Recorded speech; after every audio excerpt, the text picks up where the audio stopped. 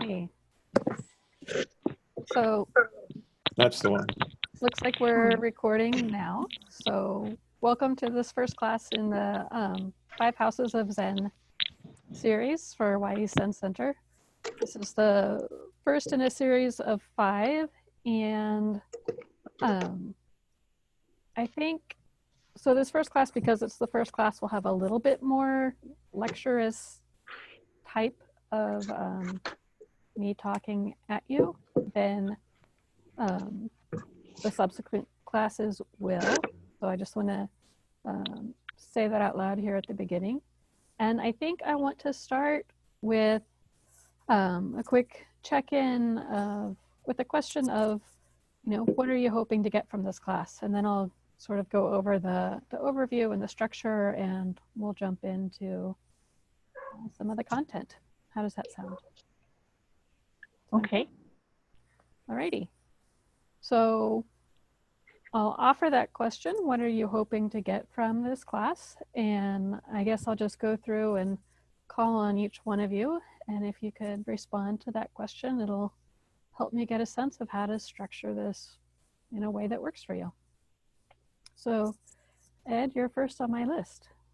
Okay, well, thank you. My name is Ed, and a poem that I read in the book in this chapter, one line says, "Call on enlightened teachers without delay." So that's what I'm doing. Thank you. Shokai? There may be something in each of the 5 that's a kernel or some mnemonic to help me remember them. All right, thank you. Kemia? Well, I really enjoyed being in the Diamond Sutra class last summer. So I didn't know anything about the content or the book. I just wanted to hang with you guys and talk Zen over the summer. So. Peter? A little bit the same. I saw the class and I like Thomas Cleary. I like a lot of his books. I like his style of translating. And I just think it's a great opportunity to listen to others and everyone else's experience and learn that way too. So. Yeah. Dixie? I have to pretty much go with what they said. I didn't know anything about the book, and after reading the first couple chapters, I still don't know that I know anything, but I'm looking forward to finding out what other people think. Excellent. Lexi, how about you? Learning more about how Buddhism applies to my life, what I can learn from it. Mm-hmm. Super. Emily? I would echo the statement of others. I really enjoyed the Diamond Sutra class and getting to understand the text better. It's been difficult to read. And so I'm looking forward to having a better understanding of not just the text, but also how I apply the education that I'm getting. Nice. Laura? Well, I just enjoy these kinds of experiences. I like interacting with new people and seeing familiar faces as well. And just want to learn a little bit more about Zen Buddhism from a scholarship kind of a level, but then also too to see how the scholarship can inform the spirituality and see how they work together. And I thought it was really cool in the reading that they actually focus a lot on that. And so that resonated with me. That's it. Nice. Thank you. Take-up?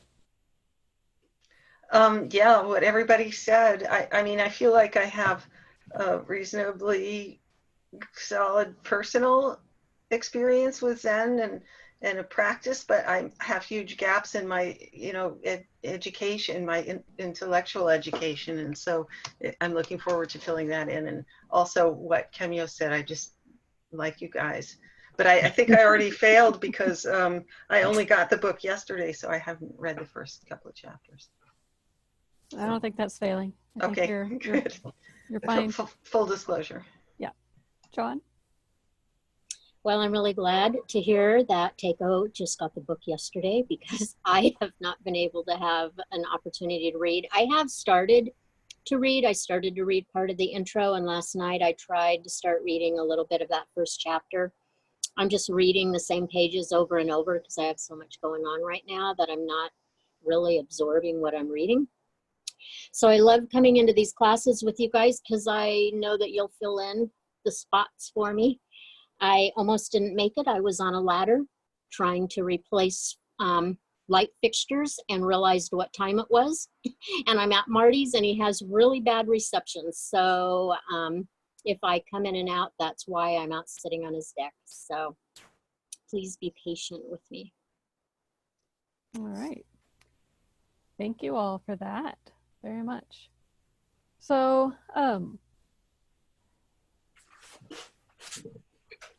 nice and right on schedule. So what I'm hoping to do today is talk a little bit about the class itself, and then go into a little bit of a lecture talking about a little bit of history, a little bit of context, just to sort of orient where these readings come from. Then we're going to take a 5-minute break, just bathroom, water, snack, whatever it is you need. Come back and do 10 minutes of Zazen together, just to ground and put ourselves in a little bit of a meditative space. And then from that, have an opportunity for people to share their reflective response from the readings. So what came up from the readings. If you haven't read yet or haven't gotten through the chapters yet, feel free to look at something and just mention what resonates, or pick something blindly and say, ooh, this is how I feel about it, or just say, this is too much, I can't do this right now. That's all fair game. And then after we've shared those reflective responses, we can have some discussion about what did this mean, or you saw that way, and sort of connect a little bit more verbally with each other instead of simply sharing our response. And then we'll wrap it up with what we're going to do for the next class, and that should take us until 5:30. Sound good? Okay. Yay. So a lot of this class, I'll do, like I said, I'll do a little bit more talking today than usual, but a lot of this class is going to be sort of contemplative and reflective, and your own response to these readings. In this way, Zen is very much a living tradition, and it's our interaction with the literature that brings it alive. And I want to make an explicit note that some of these things aren't going to make sense. That's okay. Some of these phrases or metaphors or imagery are going to really throw you, and that's okay. So keep in mind that Zen, or Buddhism, actually has a very, very long history, and it's traveled through many, many cultures and many languages. So even today, in preparing notes for this class, I've realized that I'm working with 4 different languages. And so we'll be encountering words or names from 4 different languages. Some of the imagery might make more sense in one context than another. So hopefully part of what we'll be doing when we start looking at metaphors or symbolism is to unpack a little bit of context around some of those things. So in terms of languages, my native language is English. It's actually the only language I know officially. The Zen tradition that I practice came most recently being 2 generations ago from Japan, so I'm more familiar with Japanese terms and Japanese names than Chinese terms and Chinese names. But the texts that we're using are using Chinese names. And sometimes we'll be encountering Buddhist words from Sanskrit, sometimes Pali, mostly Sanskrit. So I'll try to, when I'm talking about things and using some of those other words, I'll try to let you know where they're coming from.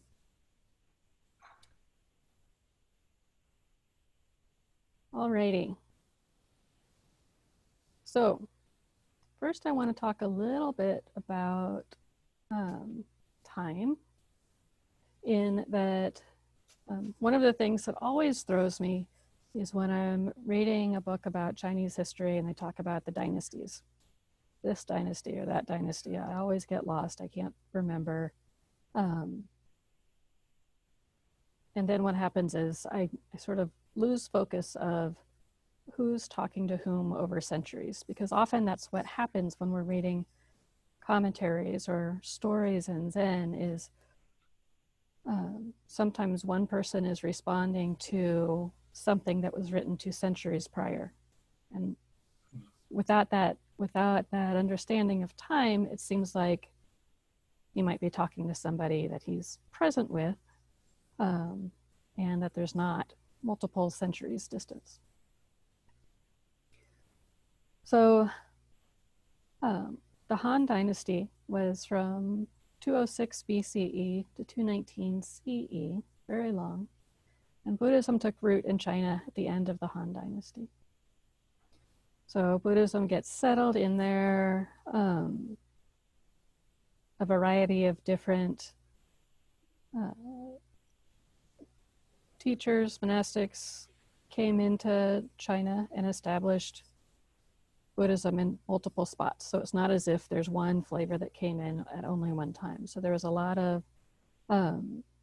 travel and pilgrimage in along the Silk Road and along various trade routes from India into China, or those Indo-Asian areas into China.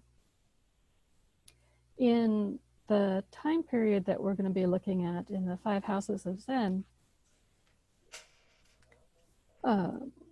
we're looking at the Tang Dynasty and the Sung Dynasty mostly. And the Tang is from 619 to 906. And it's mentioned in the introduction to this book that Empress Wu Zetian was a big promoter of religious dialogue between Confucianism and Taoism and Buddhism. So at this point in time, all 3 of those religions had been established in China and were functioning, and they were influencing each other. And I'll talk a little bit about each of those in just a second. Later on, after this period of vigorous religious dialogue development influencing each other, there was a persecution of Buddhism under Emperor Wuzong, who was described by Dumoulin as a fanatical Taoist. And this was in 841 to 846. And it was called the Great Persecution. And in this sense,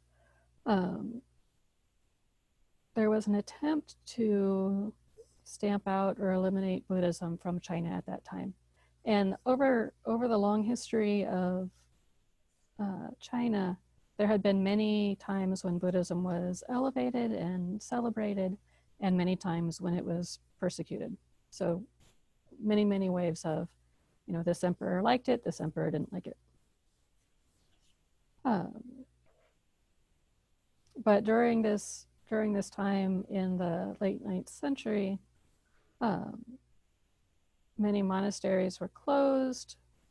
Monastics were returned to the laity forcibly. Monks and nuns were taxed. It wasn't a good time. A little bit after that, 907 to 960 is a period called the Five Dynasties. So lots of social turmoil as there was rapid dynastic change. And then 960 to 1278 is the Sung Dynasty. So this period that we're going to be talking about is happening in a time when there's lots of social change and lots of interest and vibrancy in Buddhism and how these, well, I'm not going to go there. But that's sort of it. That's the time period that we're looking at. In terms of these other religions that Buddhism was in dialogue with or influenced by or affected by, there was Confucianism, which was very old and very long established in China. And Confucianism is there's a big emphasis on social structure and filial piety, and it's very legalistic and structured. There was also Taoism, which was a native religion in China, which tends to be, these are both great generalizations on my part, but more oriented towards nature, longevity, natural orders, natural orderings, and has flavors of sort of alchemy and trying to find those ways of reaching immortality. And then we have Buddhism, which came into China with multiple schools, multiple flavors. There were many translation projects, but among the Chinese at the time that we're talking about, there was still a sense that Buddhism is a foreign religion and therefore somewhat suspect. So looking at these 5 houses of Zen,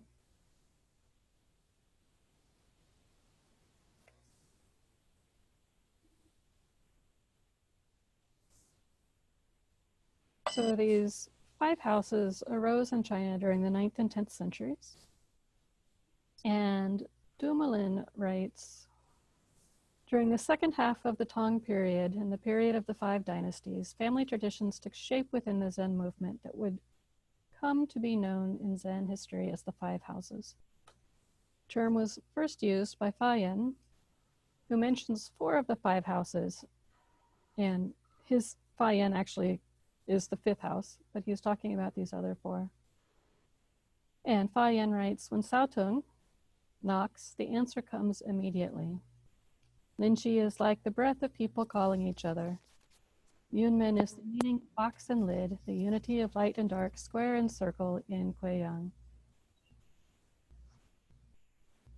Oh, I didn't read that right. Yunmen is the meaning of box and lid,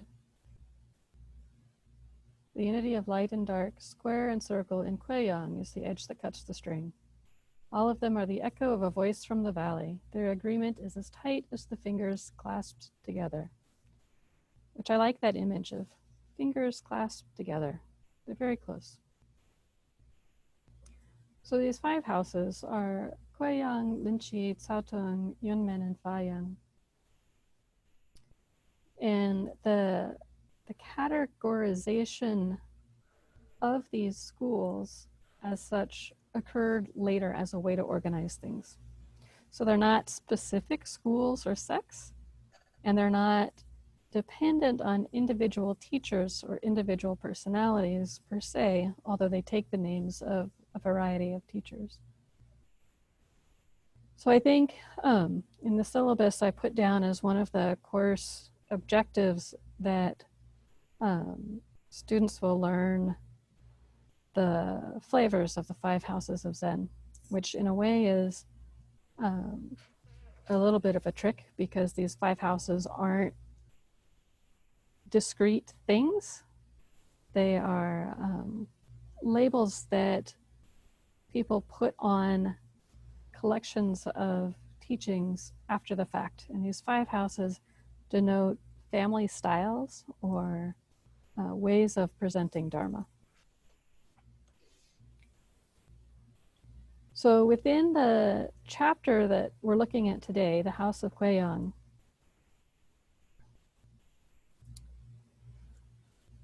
we've got Paichang, Huiyang, Huishan, and Yangshan, and then Sunshi.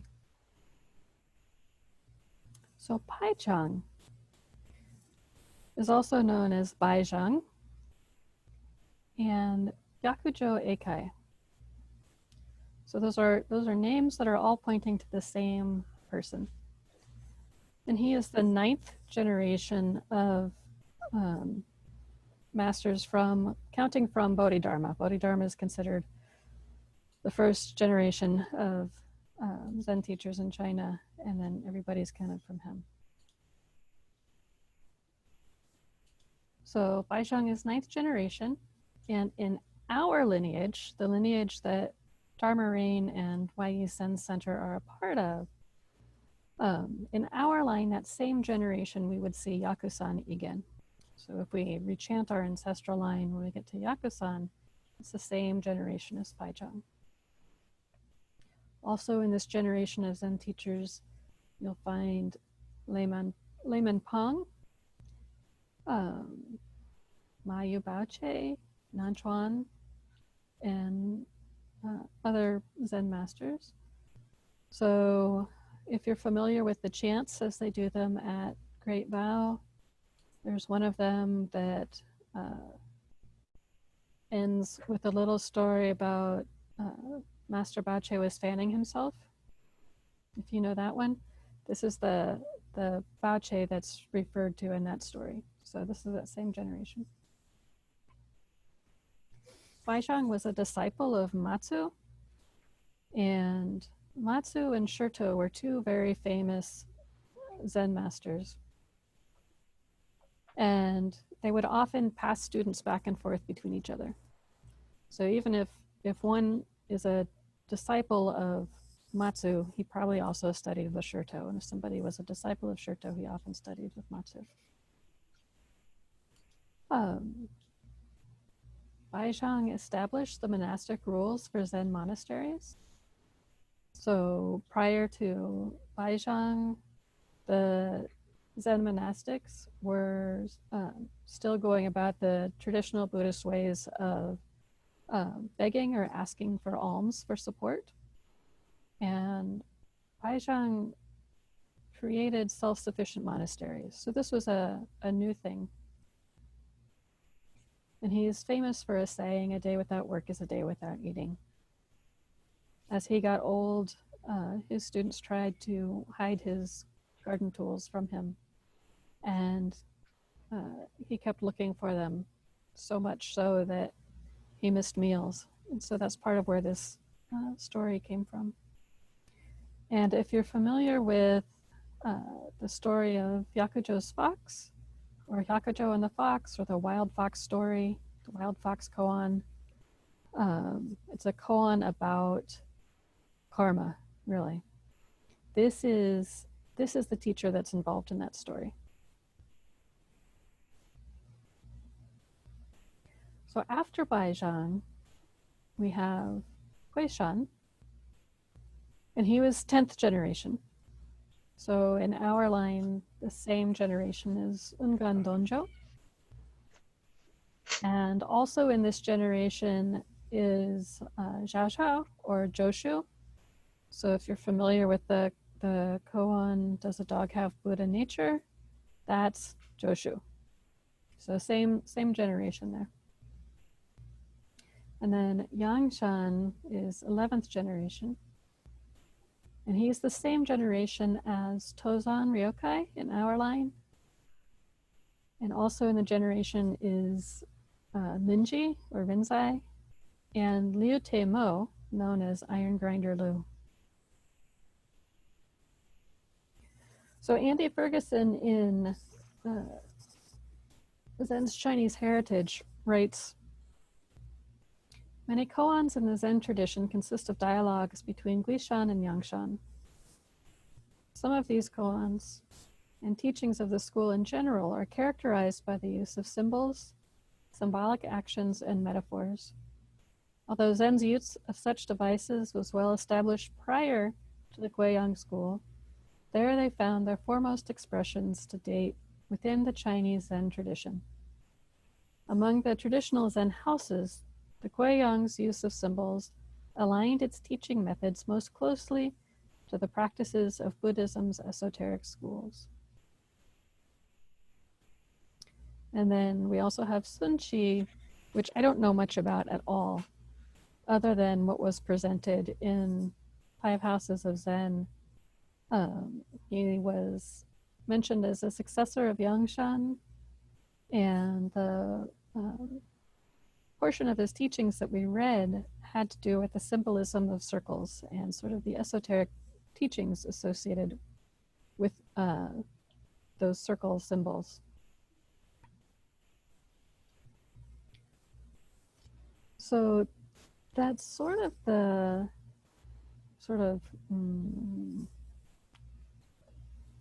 not so much academic, but contextual aspect of what I wanted to present in terms of giving some sense of who these people were that we're reading from for today, and who are some of their peers or colleagues or other people that they might have known of or been influenced by, or who they themselves might have influenced.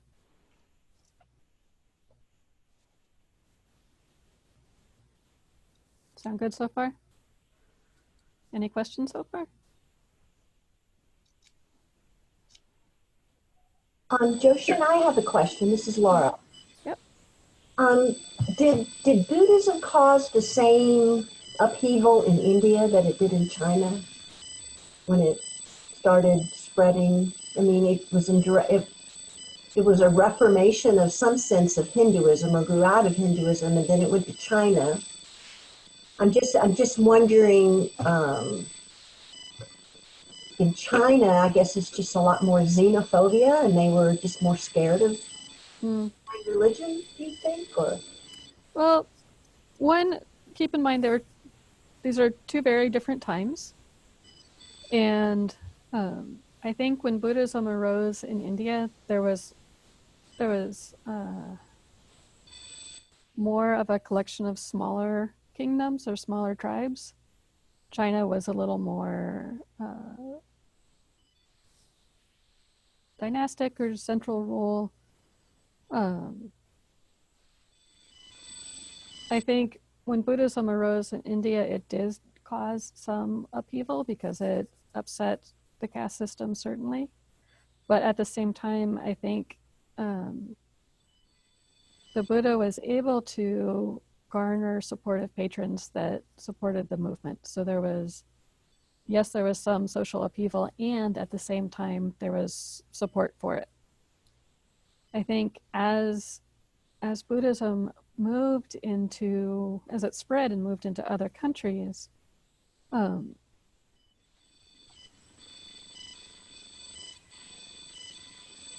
of the things that happened is the teachings were often presented in the native tongue.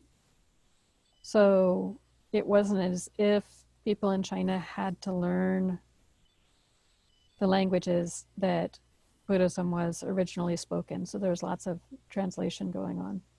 And those translation projects also had to have support. And so in China, there were various times when the government, the dynasties, the emperors, would support these translation projects, and other times when they didn't like it at all.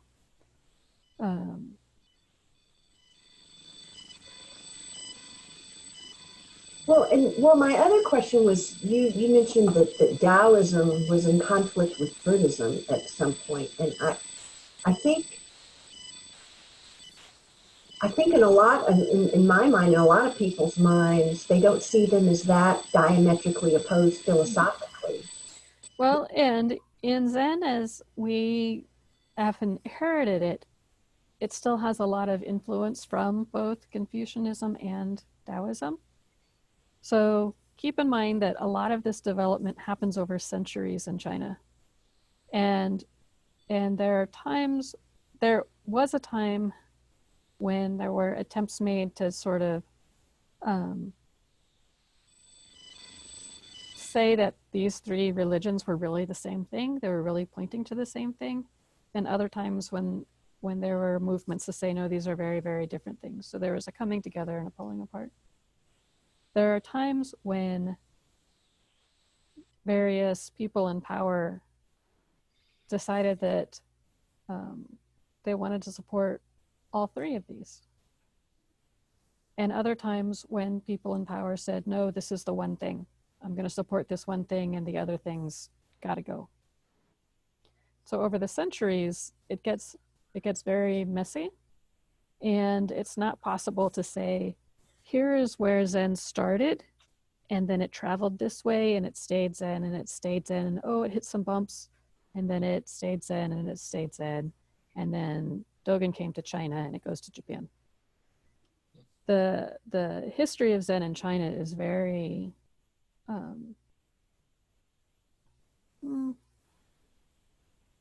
well, there's a lot there. It's a lot of centuries. It's a lot of interactions. In Buddhism, it's very hard to say this is Zen, and I'm using the word Zen, which is a Japanese word. In China, it would be Chan. It's hard to say this is Chan and this is Pure Land, or this is something else. So there's lots of these flavors that we will put a label on and say this is this, but really it's a lot of blending. I don't know if that helps at all, but it does, and I'm looking forward to where we look at where Zen then moves into Japan and how it takes on a totally different and maybe the more familiar form. So I'm looking forward to that. Thank you. That's a different class, just so you know. That's a different class. Any other questions at this point? Just looking at some of these drier dates and names. At least I think they're dry. All right, why don't we take a little bit of a break, get some water or bathroom break or whatever. And it's 4:38 right now. Why don't we come back at 4:45 and we'll do 10 minutes of Zazen, and then after that share the reflective responses, and then have some discussion about the content of this chapter. Sound good? All right, I will see you at 4:45.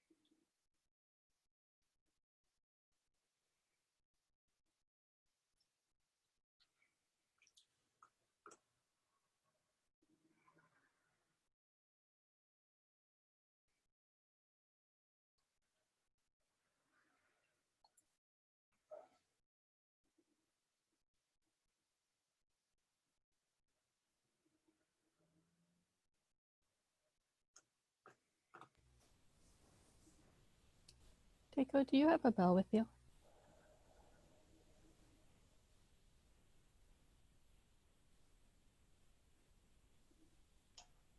Yes, I have lots of bells.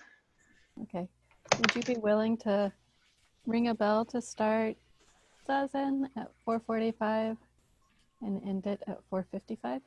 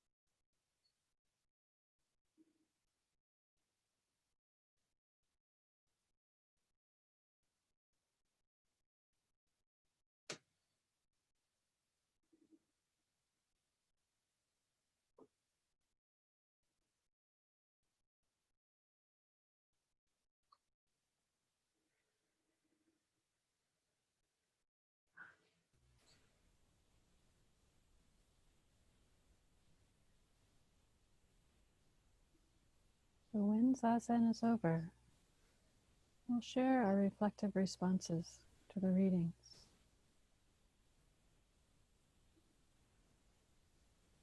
As we read, it's easy to try to engage the intellectual mind and figure things out.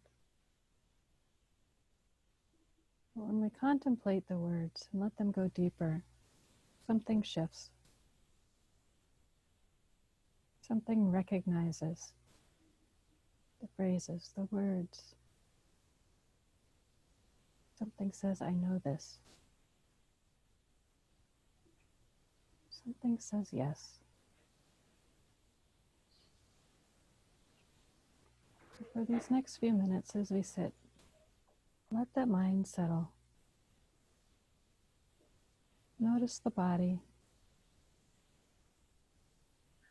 Notice sensation.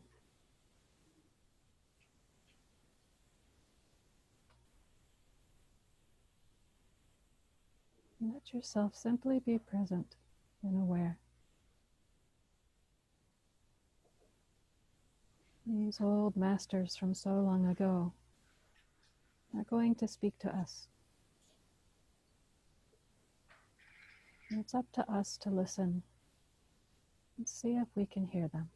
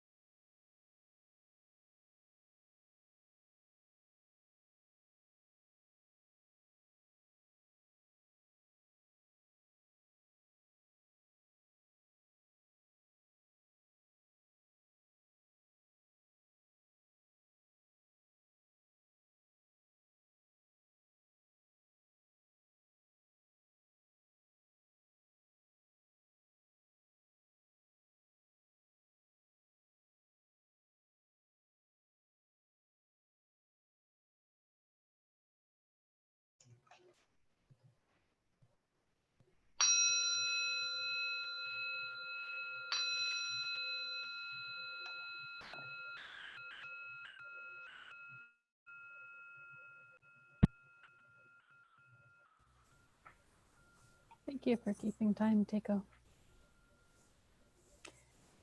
So I'm hoping now we can sort of organically popcorn sharing some of these reflective responses. And so perhaps stating what part of the readings spoke to you and what response arose from it, whether it's an image or a phrase or a chapter.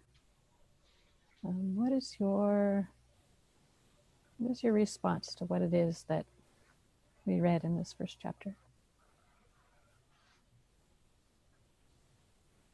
I think for me, the part that I did get through, just continue to speak to grasping and attachment and kind of the threes of everything. When I read it, I was thinking almost everything we read kind of goes back to those same almost principles. It always and maybe it's just where I am in my life and having to really struggle with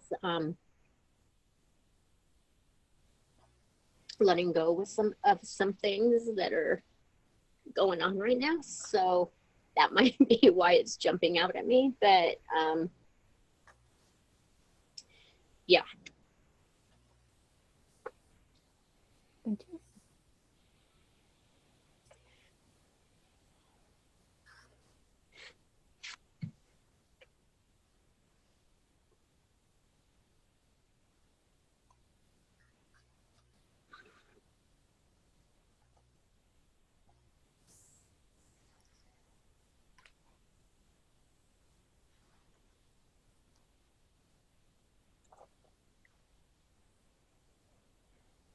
I'm happy to go next.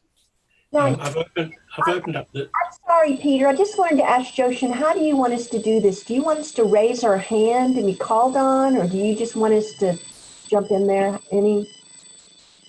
Just unmute and share what you have to say and be cognizant of who else is speaking. I'm sorry, Peter. I just wanted to find out how we could do this in an. That's all right. On the bottom there, I've opened up. There's a thing that's chat button, and so it lets you on the side of the thing. It lets you enter stuff to everybody, which I think is a useful way to share. And I always come over prepared, so you have to be aware of that. And I found it. There's in the text I was reading, and it cracked me up laughing. It was by Pai Chang, and I sort of was reading it late at night, and there's a lot of argument in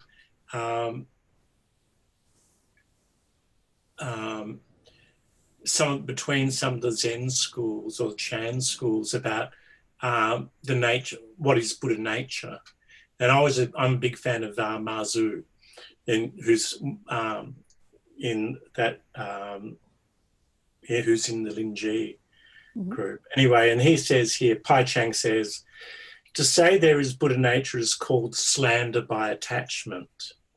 To say there is no Buddha nature, and this is on page 15, to say there is no Buddha nature is called slander by falsehood. And it is said to say Buddha nature exists is slander by presumption. And to say that it does not exist is slander by repudiation.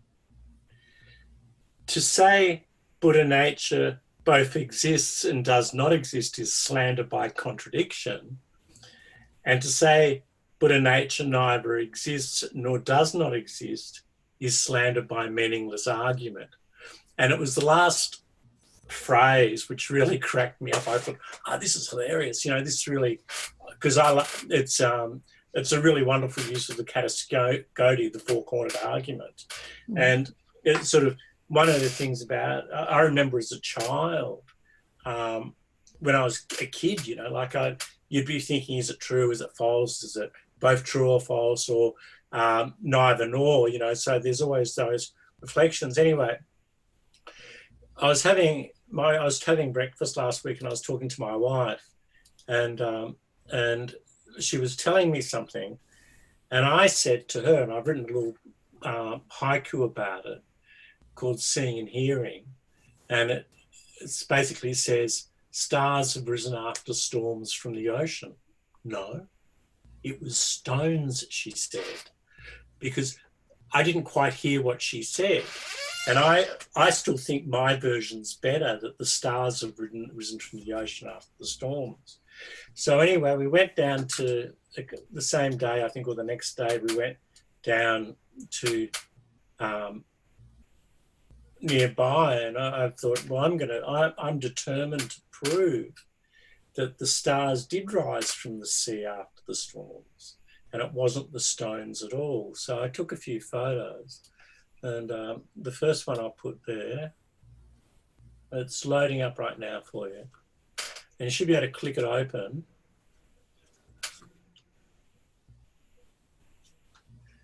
And this is a pinhole photo.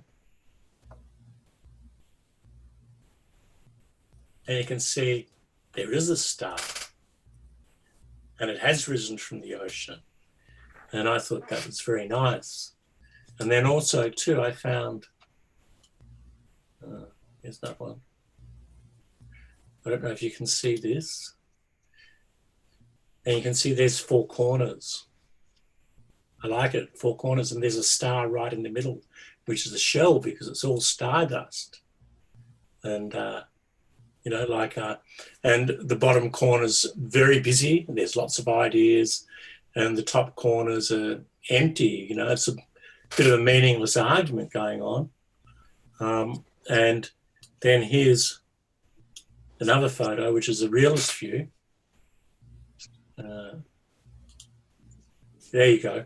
There's all the stones, but on the water's edge, you can see all the brightness, and it was they were all like hundreds of little stars that were flashing in my eyes.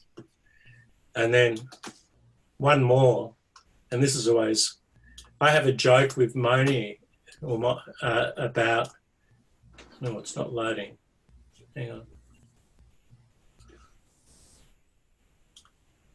There it is. Oh, I loaded it twice, doesn't matter. And I have this joke with Moni because Moni says, oh, what do you call that? You know, like when you take a photo with a flare like that. And I call it the diamond exploding light of the Bodhisattva. But it's a circle, you see. So it's, for me, that's the story. So that's part of my reflection about the 4 corners and the circle. Thank you, Peter. Others?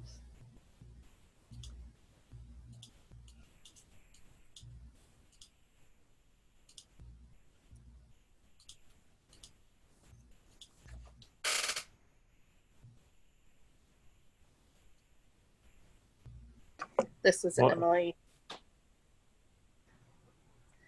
There was a phrase in the introduction that is attributed to, let me see if I can find it, Pai Cheng. Mm-hmm. And it's and you had actually said it too, it's a day without work, a day without food, which I've heard in many other contexts, and I've heard it in the context of, you know, arguing against supporting public support for people. And so when I read that, I bristled a little bit and felt a little frustrated. And, you know, reading the rest of it is the context is really around trying to ensure that that the monks essentially didn't have to be 100% reliant upon patronage in order to be able to survive, which I think takes it out of context a lot when we use it to argue against things like welfare or any sort of other assistance to folks who may struggle to be able to make ends meet. And then later in the chapter, in the Pai Cheng chapter, he talks about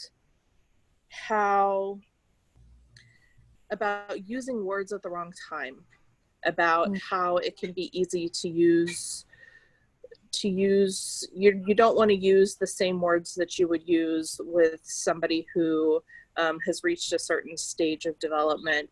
You don't want to use those same words that you might use with somebody in the beginning.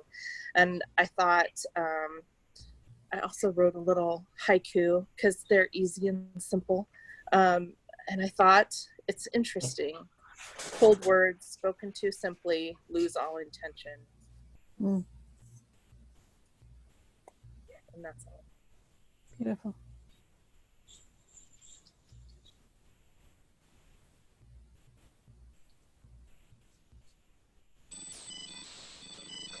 Well, I picked one thing for my reflection for the assignment, but then there were a couple other things I thought were really good that I didn't want to overload Joshin. But the thing I picked was the discussion, and is it Kuei Shan?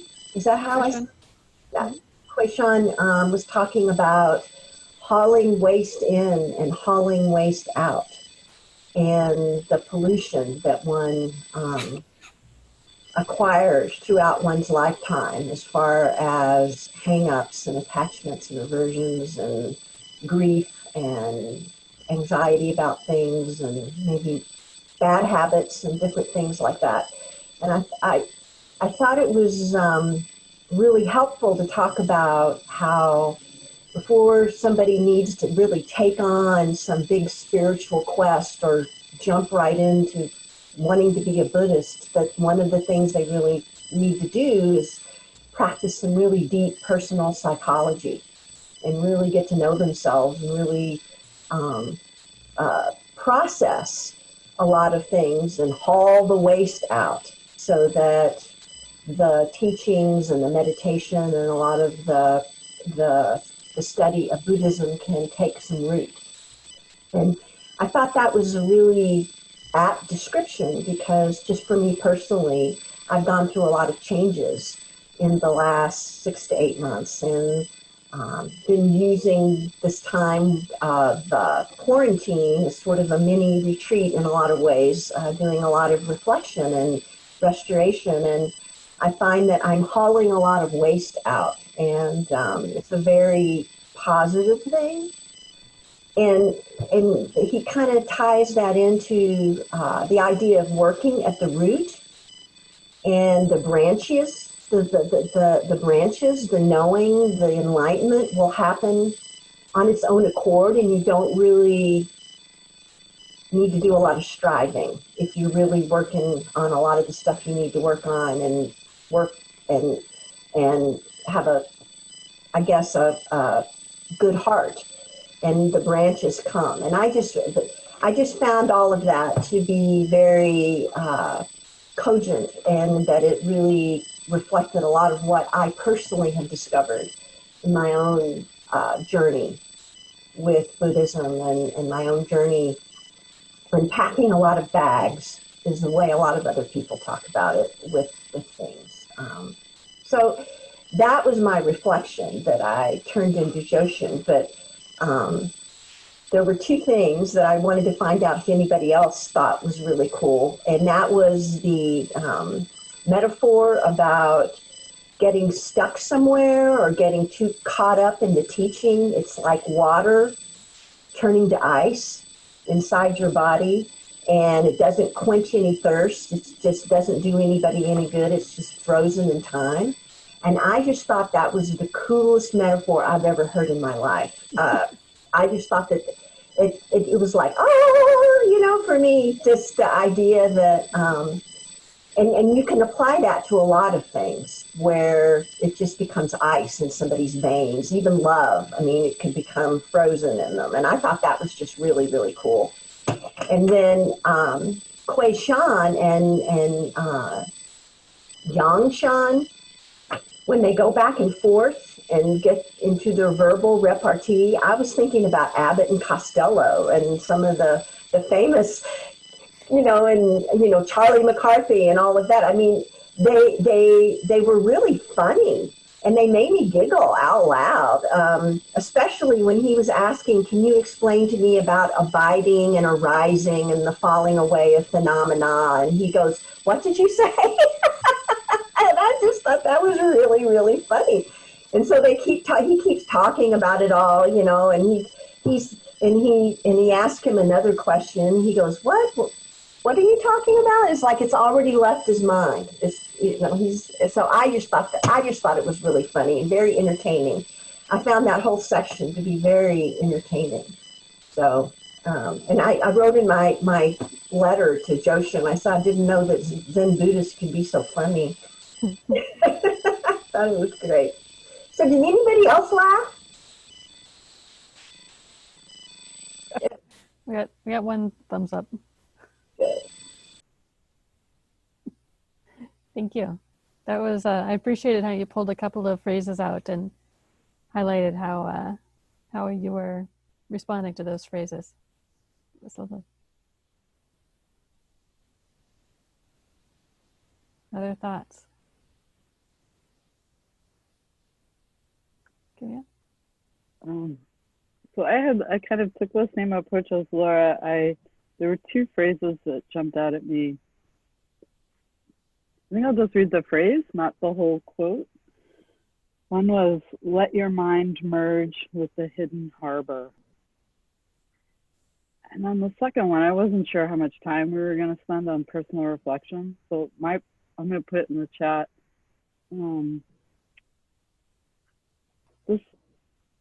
It's later in the reading, and it says it's from one of the scriptures. I have no idea what scripture it's from, but so my personal reflection would have been to ask us to take a few minutes and see if our inner Buddha could listen to its own listening. It reminds me a little bit of awareness of awareness. As like a concentration practice, I guess. But as I shared on Wednesday at Wy'East, I've been working a lot with inner authority and permission, and I don't know what my inner Buddha sounds like. So I'm listening. We're trying to anyway. But I often feel like I hear it when I hear you guys, which is like I think I said at the beginning, I want to hang with you, but really I like hearing your inner Buddhas.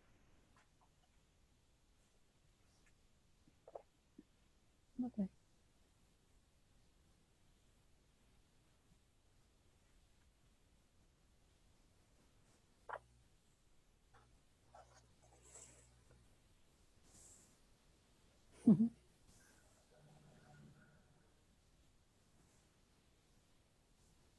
I'll say for me, for my reflection, I loved reading Baizhang, like reading almost all of those sections. It was just in my book I have over and over again next to them, just penciled in, yes, yes, yes. There's something there that is very clear for me, and I appreciate the references to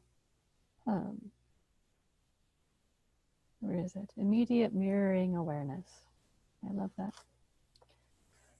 But what I really noticed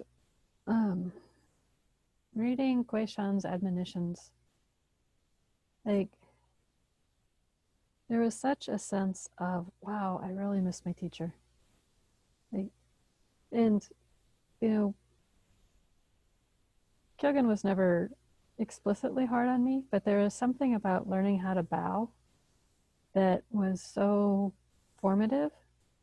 And reading Guishan's admonitions, there is that sense for me of, oh yeah, this is how I bow. Oh yeah, this is how I bow. If you've never taken the principles of the teachings to heart, you have no basis for awakening to the hidden path. As you advance in years and grow old, Your vanity will not allow you to associate with worthy companions. You know only arrogance and complacency. Oh, yeah. Thanks for the reminder. This is what it is to bow. Like, I had never read Quayshan before, and these just, it just made me smile. They made me feel very warm. You pass your whole life asleep. What can you rely on?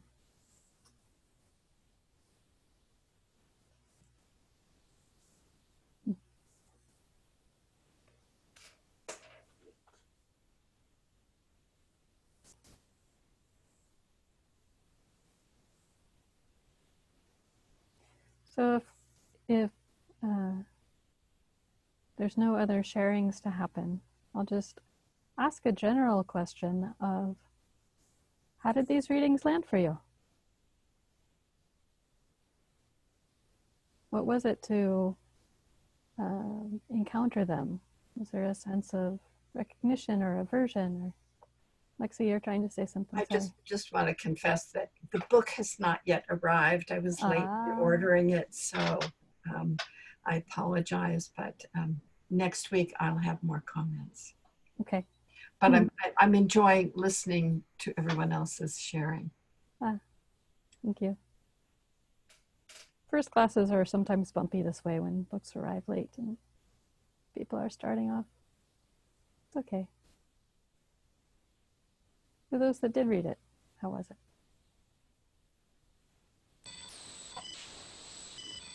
I'll jump in there. I was a little intimidated, I guess, at first.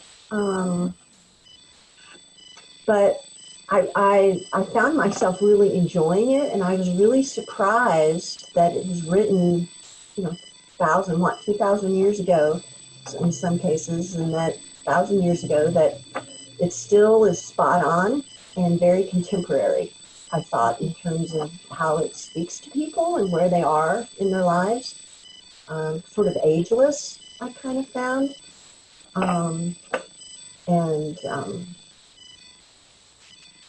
And when I got to parts that kind of lost me, with a lot of blah, blah, blah, I thought about Pai Chung kind of talking about the words and entanglements. And I said, well, I'm just not going to worry about it. I'm just going to read it and not worry about whether I understand it or not. And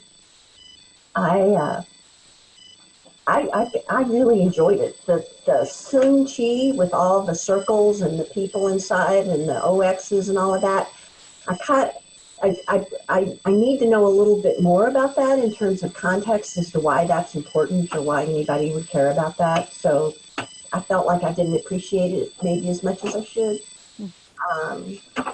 But I really, I thought it was kind of fun, and there was a lot of there were just a lot of really good little one-liners that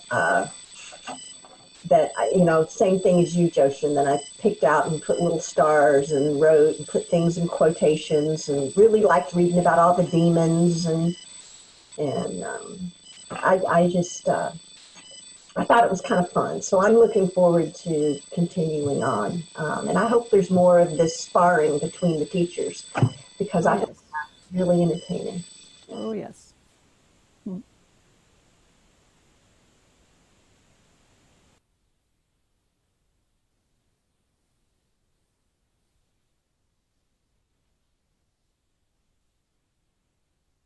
Other thoughts?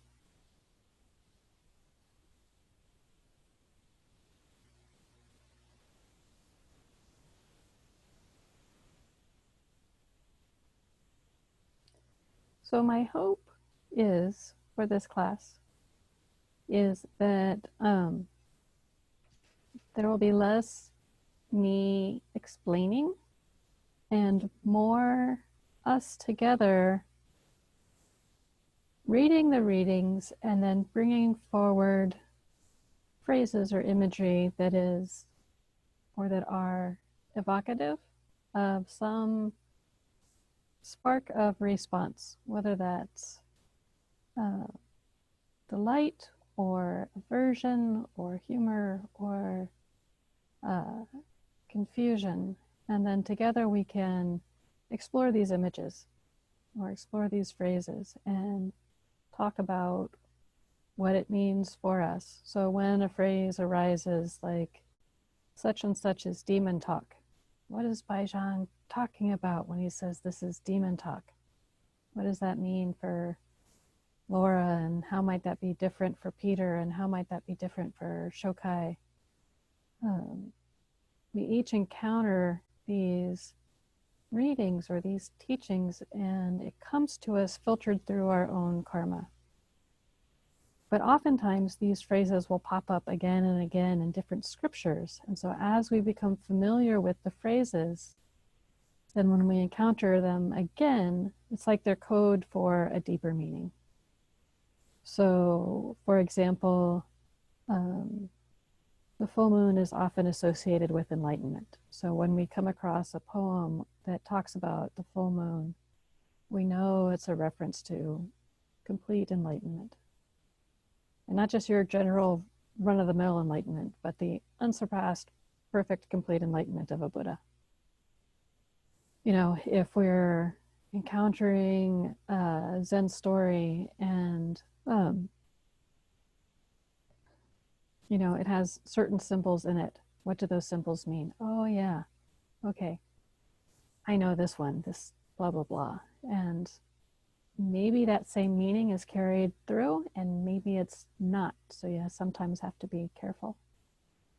You know, if you read Dogen, he'll often reference old stories, or he'll often reference these old masters, these old Chinese masters, or he'll reference some of these symbols.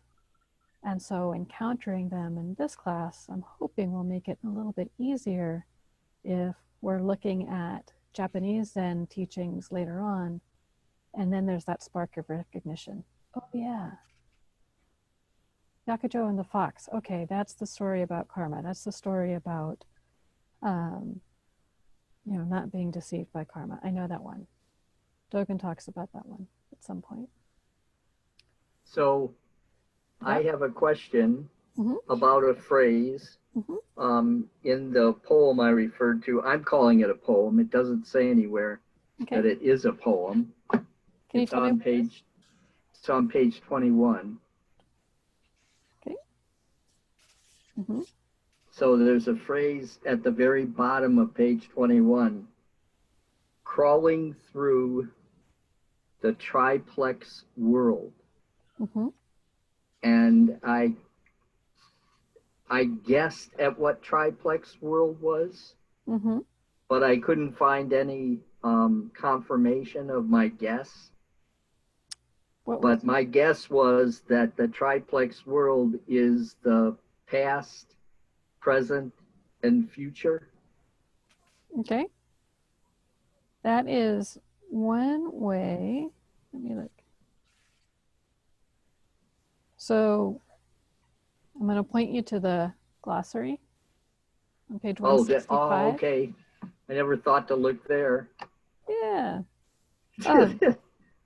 So past, present, and future is definitely one way to interpret them. Okay. In this sense, Cleary's provided a definition of triplex world, and he talks about it in terms, there's a way of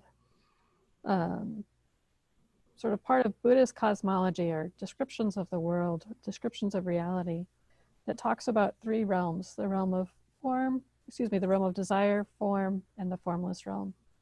So the world that we live in is the world of desire. And then the realm of form and the realm of formlessness are considered realms that are encountered as meditation deepens.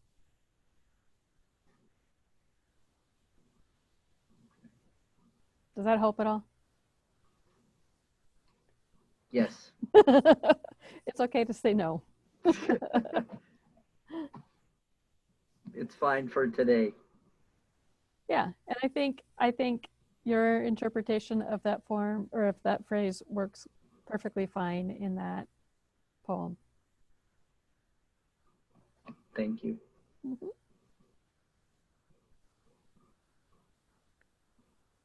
if no one else has a question, I have one from the same poem. Sure. A few lines up from that. Take heed that time is passing. We cannot count on a moment. Mm-hmm. What? Like, it feels like there's a lot of take heed, time is passing, don't waste time. Awaken, awaken, awaken. What's up with that? I hear that a lot.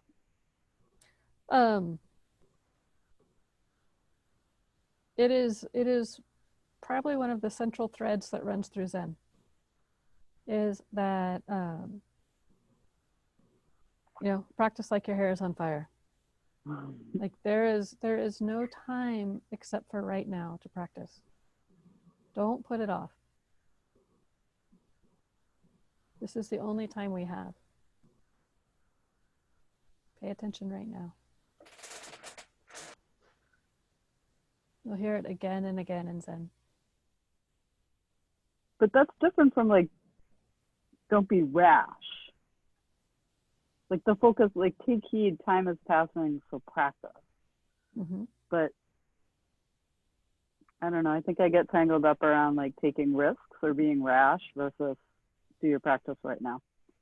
Can you say more?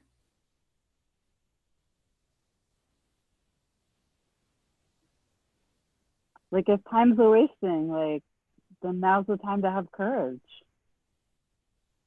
I don't know. Sometimes I think I don't do stuff because I'm afraid. So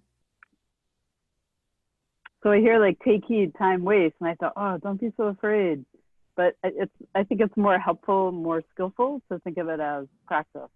So maybe in those moments I can say, oh, notice the fear. That would be doing my practice. Yeah. Or the story or whatever. Mm-hmm.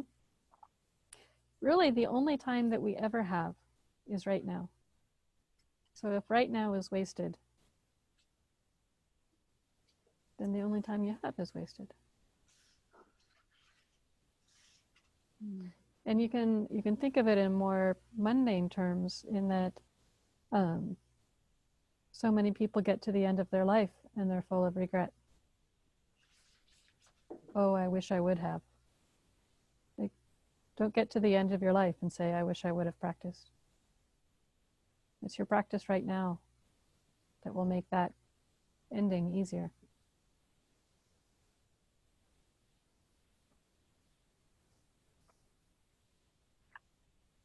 I'm looking at the clock. It's 5:27. Any last thoughts?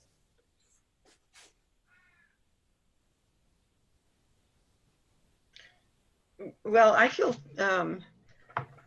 I'm really sorry that I didn't read the chapters, because I really enjoyed the discussion, and I know that when I read the chapters, I'll want to redo this whole thing so that I can be part of the discussion. But I just really appreciated the format and hearing everybody's responses. So thank you. Thank you. Well, I'm hoping for future classes that I'll just have a little bit of introduction for the folks that we have read, and then we can do more of this exploration of language and image, and why is this important for Zen? What's this whole Zen thing? And we can explore that together. Joshin, the first couple of pages of the introduction, which I did read, refer to the 9th and 10th centuries as the golden age of Zen. Mm-hmm. And how do you respond to that? I mean, because for me it felt weird because it's. What do you mean? Well, it's 10 centuries later, and I was thinking of myself as rather cutting edge, but that now I learned that I'm 10 centuries behind the times. I mean, well, what does that mean, the golden age of Zen? So these are the times, these are the teachings that have been sort of elevated as the right examples of the essence of Zen, the heart of Zen, the oomph of what Zen means. And these stories and these teachings later on became incorporated into the koan collections, or incorporated into the Zen stories and carried down through the centuries as lineage stories that are told again and again as teaching tools. And so these are stories that many Zen students are familiar with, or teachings that many Zen students are familiar with, because they've been carried down through the centuries from master to student, and down and down and down and down and down, where I can be. I've quoted the name Yakujo and the fox several times, even in this lecture, but I can be talking to some Zen people and say, oh yeah, it's that wild fox thing, and they know exactly what I'm talking about. So these are so part of this golden age is it has been held up as the beautiful examples of the heart of the teaching, which we may or may not agree with or buy, but if we read them and allow ourselves to be touched by them and learn to find that spirit of Zen within ourselves, then something shifts. And it's that mystery of teaching and transformation that I get so excited about. So you can read words from 9th and 10th century China that's from another culture from centuries ago, and there's still something that softens when you read them. And that's so beautiful. Yeah. So I'm hoping that everybody can get access to the book and read the next chapter. I think the next chapter is Linchi or Rinzai.